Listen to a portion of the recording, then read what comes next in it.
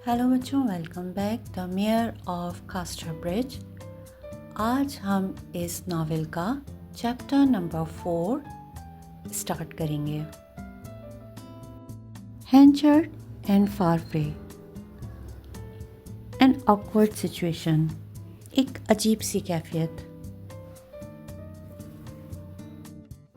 इस दौरान हैंचर्ड की मलकियत में मकई और घास का ज़बरदस्त कारोबार, लेकिन अब डोनाल्ड फारफ्रे के ज़ेर इंतज़ाम ज़्यादा से ज़्यादा कामयाब होता चला गया। हैंचर्ड का पुराना निज़ाम, जिसमें सब कुछ उसकी याददाश्त पर मुनहसर था और चंद अल्फाज और हाथ मिलाने के साथ मुआहदे किए जाते थे, ख़त्म हो गया। खतूत और आदो शुमार की जगह कॉलमों ने ले ली, जिसमें लिखा होता था आई विल डू इट और यू शैल हैव इट। और जैसा कि बेहतरी के ऐसे तमाम मामलात में पुराने तरीके की दोस्ती के साथ साथ उसके तमाम मसाइल भी गायब हो गए। अपने कमरे से एलिज़ाबेथ जेन अपने सौतेले बाप के कारोबार की घास की दुकानें और अनाज को देख सकती थी, और वहाँ क्या हो रहा था उसने देखा कि डोनाल्ड और मिस्टर हैंचर्ड हमेशा साथ साथ रहते थे। हैंचर्ड अक्सर अपना बाजू अपने मैनेजर के कंधों पे रखता था, और जब वो साथ साथ चलते तो कभी कभी वो हैंचर्ड को डोनाल्ड की कही हुई बात पर हंसते हुए सुन सकती थी। स्कॉट्समैन काफ़ी मासूम नज़र आता और बिल्कुल नहीं हंस रहा था। हैंचर्ड की किसी हद तक तन्हाई की ज़िंदगी में उसने वाज़ेह तौर पे महसूस किया कि वो उस नौजवान की कंपनी को उतना ही पसंद करता है जितना कि उसके कारोबारी मशवरों को।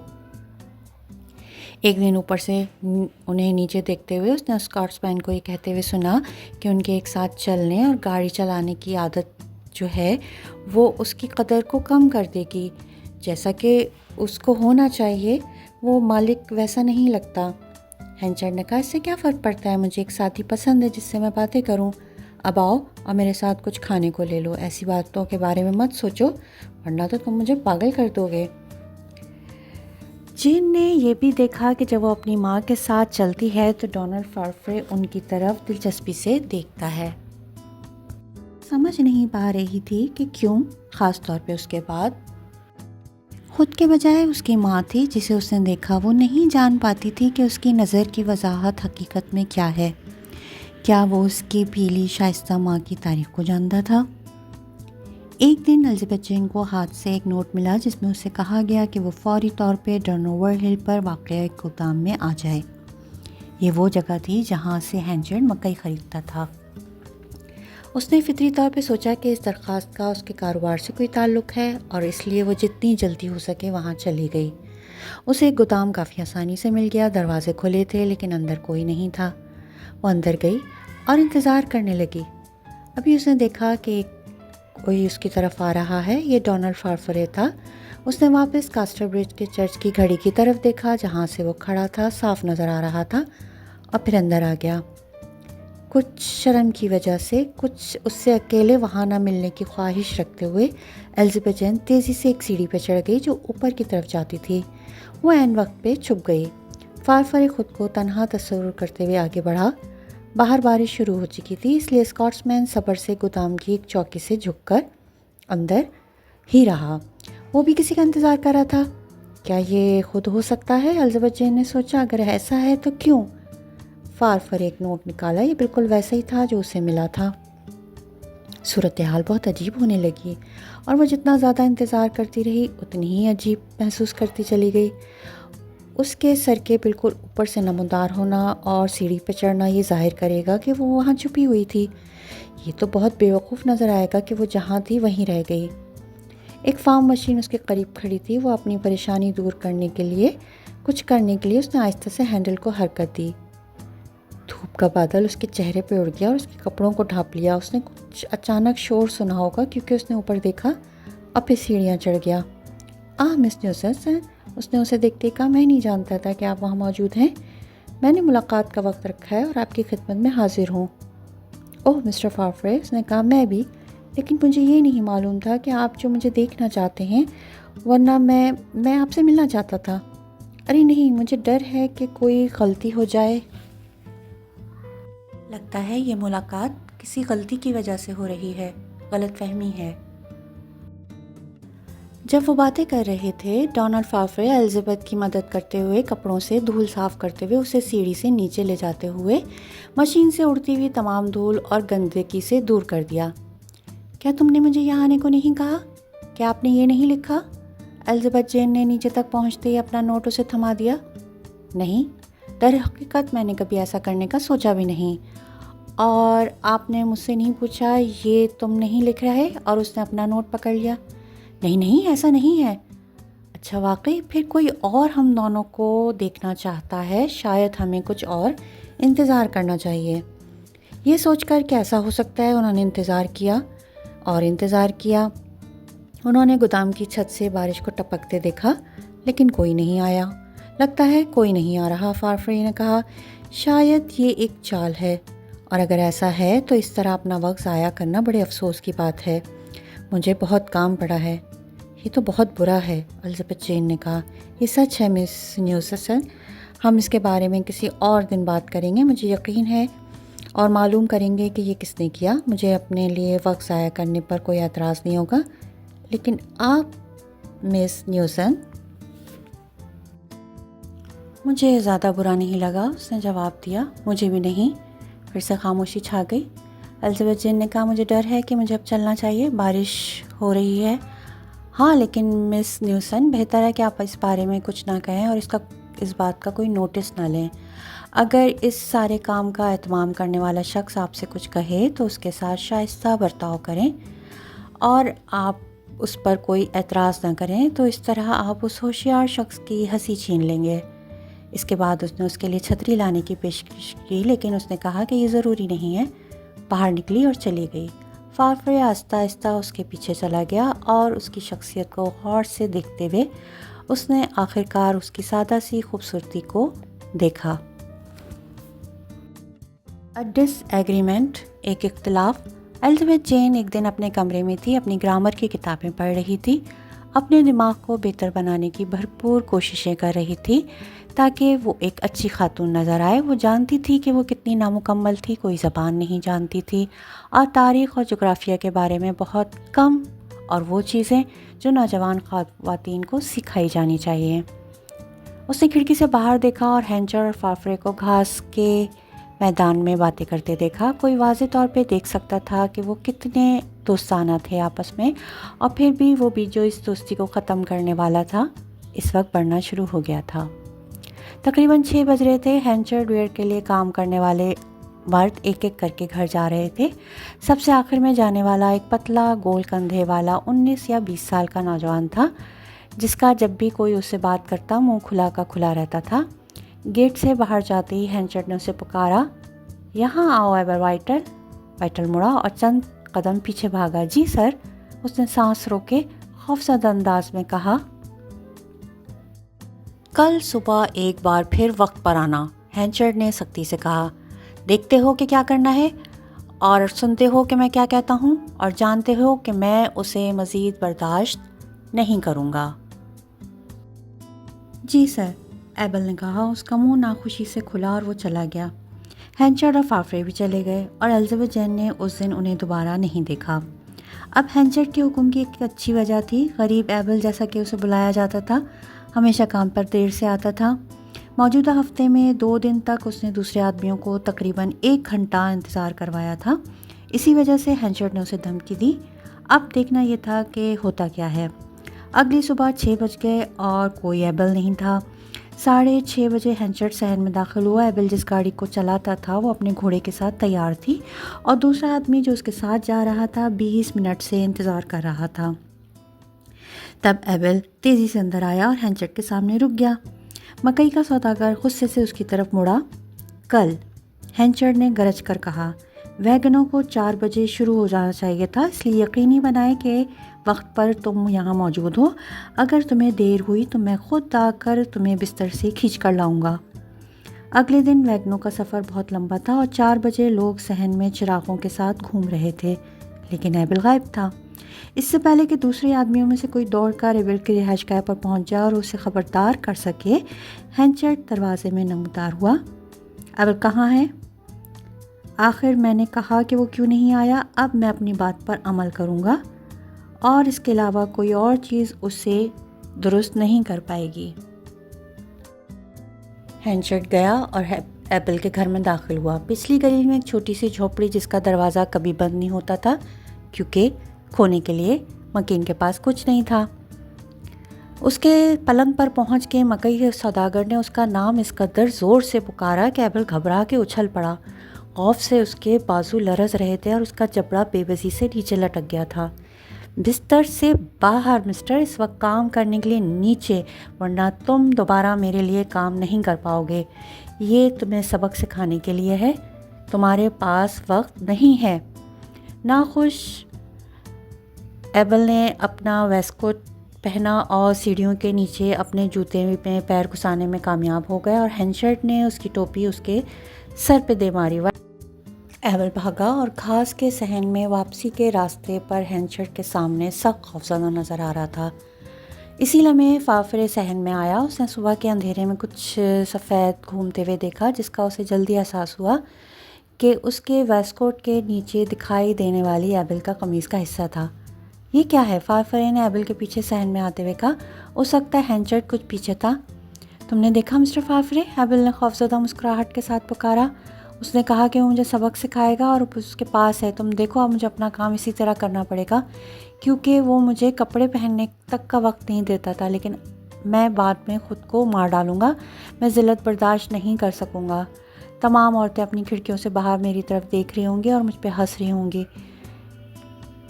میں یہ سب برداشت نہیں کر پاؤں گا۔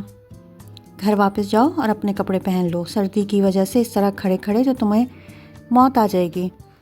ہیلو ہیلو، ہینچرڈ نے پیچھے آتے ہوئے کہا، کون اسے واپس بھیج رہا ہے؟ تمام آدمیوں نے فافرے کی طرف دیکھا۔ میں ہوں، ڈونلڈ نے کہا۔ میں کہتا ہوں کہ یہ مذاق کافی حد تک چلا گیا ہے اور میں کہتا ہوں کہ ایسا نہیں ہوا۔ ویگن میں بیٹھو۔ نہیں، اگر میں مینیجر ہوں، فافرے نے کہا، وہ یا تو گھر جائے گا یا میں اسے صحن سے خیریت سے نکلتا ہوا پاؤں۔ ہینچرڈ نے سخت اور سرخ چہرے کے ساتھ اسے دیکھا، لیکن وہ ایک لمحے کے لیے رکا اور ان کی آنکھیں ملی۔ ڈونلڈ اس کے پاس گیا کیونکہ اس نے ہینچرڈ کی آنکھوں میں دیکھا کہ اب وہ اس سارے معاملے پر پچھتاوا محسوس کرنے لگا ہے۔ آئیے، ڈونلڈ نے خاموشی سے کہا۔ آپ کے موقف میں رہنے والے آدمی کو بہتر معلوم ہونا چاہیے جناب، یہ ظلم ہے اور آپ کے شایان شان نہیں۔ یہ ظالمانہ نہیں ہے، ہینچرڈ نے ایک بچے کی طرح بڑبڑا کے کہا۔ یہ اسے یاد دلانے کے لیے ہے۔ پھر اس نے تخلیقی لہجے میں جواب دیا، فافرے، تمہیں تمام آدمیوں کے سامنے مجھ سے اس طرح بات کیوں کری؟ تم اس وقت کا بھی انتظار کر سکتے تھے جب ہم اکیلے ہوں۔ میں جانتا ہوں کیوں۔ میں نے تمہیں اپنی زندگی کا راز بتا دیا ہے اور اب تم مجھ سے فائدہ اٹھا رہے ہو۔ اس بات کا اس سے کوئی تعلق نہیں تھا، فافرے نے سادگی سے کہا۔ میں تو وہ سب کچھ بھول گیا تھا۔ ہینچرڈ نے زمین کی طرف دیکھا، مزید کچھ نہیں کہا اور منہ پھیر لیا۔ اس دن کے بعد فافرے کو لوگوں سے معلوم ہوا کہ ہینچرڈ نے گزشتہ تمام موسم سرما میں ایبل کی بوڑھی ماں کو کوئلہ اور لکڑی مفت دی تھی، جس کی وجہ سے وہ مکئی کے سوداگر کے لیے ذرا کم سختی محسوس کرتا تھا۔ لیکن ہینچرڈ بدستور موڈی اور خاموش رہا، اور جب آدمیوں میں سے کسی نے اس سے پوچھا کہ نئی آنے والی مکئی کو کہاں ذخیرہ کیا جائے تو اس نے تھوڑی دیر بعد جواب دیا، مسٹر فافرے سے پوچھیں، وہ یہاں کے ماسٹر ہیں۔ اس میں کوئی شک نہیں ہو سکتا تھا، ہینچرڈ جو اس وقت تک کاسٹر برج میں سب سے زیادہ پسند کیا جانے والا آدمی تھا، اب سب سے زیادہ قابل تعریف نہیں رہا تھا۔ انٹرٹینمنٹس، تفریحات۔ ان کی زندگی ایسے ہی گزر رہی تھی کہ ملک بھر میں عام تعطیل کا اعلان ہوا۔ پورا ملک ملکہ وکٹوریہ کے بڑے بیٹے شہزادہ ایڈورڈ کی 10ویں سالگرہ منانے والا تھا۔ کچھ وقت کے لیے کاسٹر برج میں کچھ نہیں کیا گیا تھا۔ پھر ایک دن ڈونلڈ فافرے نے ہینچرڈ سے پوچھا، کیا وہ کینوس کی کچھ شیٹس لے سکتے ہیں، ایک تفریح گاہ بنانے کے لیے جس کا اہتمام وہ اور چند دوسرے لوگ مل کے اس دن کے لیے کر رہے تھے۔ جتنا چاہے لے لو، ہینچرڈ نے جواب دیا۔ اس کے بعد ہینچرڈ نے محسوس کیا کہ بطور میئر اسے بھی کچھ تفریحات کا بندوبست کرنے کے لیے کونسل کی میٹنگ ضرور بلانی چاہیے تھی، لیکن فافرے نے تو بہت جلدی کی تھی اور سرکاری حکام کافی پیچھے رہ گئے تھے۔ تاہم زیادہ دیر نہیں ہوئی تھی اور دوسری سوچ ہینچرڈ نے فیصلہ کیا کہ وہ خود ہی کچھ آرگنائز کر لے گا۔ اس نے واقعی ایک شاندار کام کے لیے اپنی تیاریوں کا تعین کیا جو کہ قدیم کاسٹر برج کے لائق ہو۔ جہاں تک فارفرے کے چھوٹے سے معاملے کا تعلق تھا، ہینچرڈ تقریباً اس کے بارے میں بھول چکا تھا۔ ہر کوئی میئر کے چھٹی کے منصوبوں سے خوش تھا، خاص طور پہ جب یہ معلوم ہوا کہ اس کا مطلب ہر چیز کی ادائیگی خود کرنی ہے۔ اس نے طویل عرصے میں ایک اشتہار دیا، گلابی رنگ کا پوسٹر، کہ ہر قسم کے کھیل اور تفریحات شہر کے مضافات میں ایک میدان میں ہوں گے۔ انعام کے طور پہ پورے پک کے ساتھ رکاوٹوں کی دوڑ ہونا تھی اور بہت سے دوسرے کھیل جیسے گدھے کی دوڑ، باکسنگ، ریسلنگ، چڑھنے کے مقابلے۔ ہینچرڈ بھی ایک زبردست چائے بھی فراہم کرنے والا تھا۔ کاسٹر برج میں رہنے والے ہر شخص کو بلایا گیا تھا۔ صبح ہو گئی۔ آسمان جو ایک دو دن پہلے تک غیر معمولی طور پہ صاف تھا، سرمئی تھا۔ ہوا نے اپنے اندر بارش کا بے ساختہ اشارہ دیا۔ 12 بجے بارش ہوئی۔ پہلے تو ہلکی تھی لیکن لمحہ بہ لمحہ تیز ہوتی چلی گئی۔ بہت سے لوگ بہادری سے میدان میں جمع ہو چکے تھے، لیکن 3 بجے تک ہینچرڈ کو اندازہ ہو گیا کہ اس کی تفریح ناکام ہو گئی ہے۔ بارش کا پانی ہر طرف سے ٹپک رہا تھا، پگ ہوا میں کانپ رہا تھا، کھانے سے لدی ہوئی میزوں کے لیے کوئی ڈھکنے کی چیز نہیں تھی اور ہر چیز کو اچھی طرح گیلے ہونے سے روکنے کے لیے بھی کچھ نہیں کیا جا سکتا تھا۔ آہستہ آہستہ لوگ جانے لگے۔ خراب موسم اور گیلے پن نے انہیں مایوس کر دیا، لیکن 6 بجے تک طوفان ختم ہو چکا تھا۔ ایسا لگتا تھا کہ اب تفریح کو جاری رکھنا ممکن ہوگا۔ میزیں سیدھی کی گئیں، بینڈ کو وہاں سے بلایا گیا جہاں اس نے پناہ لی ہوئی تھی۔ رقص کے لیے جگہ خالی کر دی گئی۔ لیکن لوگ کہاں ہیں؟ ہینچرڈ نے آدھے گھنٹے بعد کہا۔ اس دوران صرف 2 مرد اور ایک عورت رقص کرنے کے لیے کھڑے ہوئے تھے۔ وہ فارفرے کی تفریح میں گئے تھے۔ میئر کے ساتھ میدان میں کھڑے کونسل مین نے جواب دیا۔ ہینچرڈ بے چین ہو کر چلا گیا۔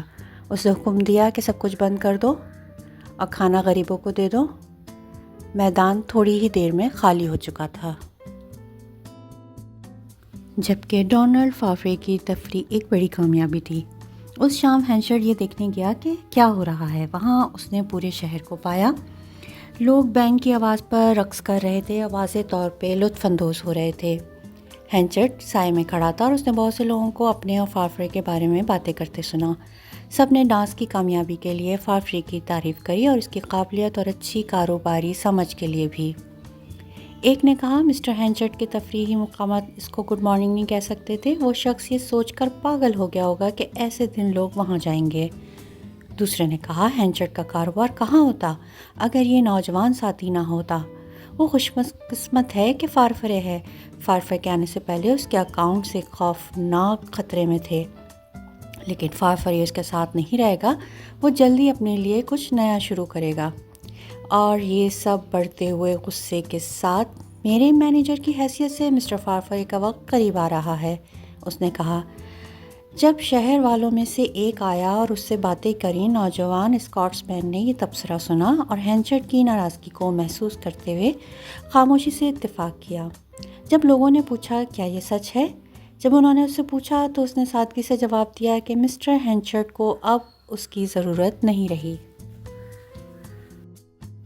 مطمئن ہو کر ہینچرڈ گھر چلا گیا، لیکن صبح جب اس کا حسد بھرا مزاج ختم ہو گیا تو اس کی بات سن کے، اپنی باتیں سوچ کے اس کا دل شرم سے ڈوب گیا۔ وہ اس سے بھی زیادہ پریشان ہوا جب اس نے سوچا کہ فارفرے اپنی بات ماننے کے لیے پرعزم ہے، یعنی اس کو چھوڑ کے جانے کے لیے۔